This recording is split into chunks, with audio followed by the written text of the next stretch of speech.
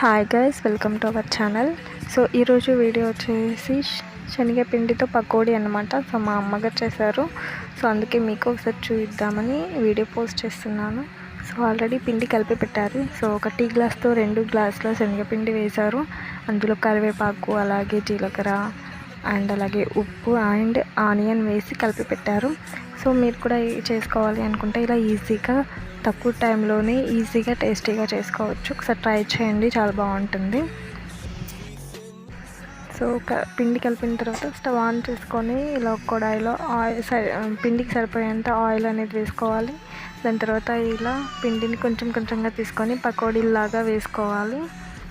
So ఇలా సింపుల్గా అయిపోతుంది అన్నమాట ఇది. సో ఇలా వేసుకొని ఇవి కొంచెం గోల్డెన్ కలర్లో వేగిన తర్వాత తీసేస్తే సరిపోతుందండి. చాలా తొందరగా అయిపోతుంది, క్విక్గా చేసుకోవచ్చు. సో అమ్మ చేతి వంట అమృతం అని అంటారు కదా. సో అమ్మ ఎలా చేసిన అమృతం లాగే ఉంటుంది కదా వంట ఏదైనా.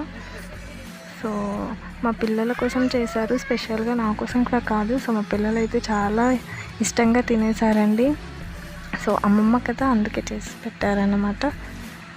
సో మీకు కావాలనుకుంటే ఇలా సింపుల్గా టేస్టీగా చేసుకోండి. అమ్మ చేతి వంట అమృతం. Thank you for watching.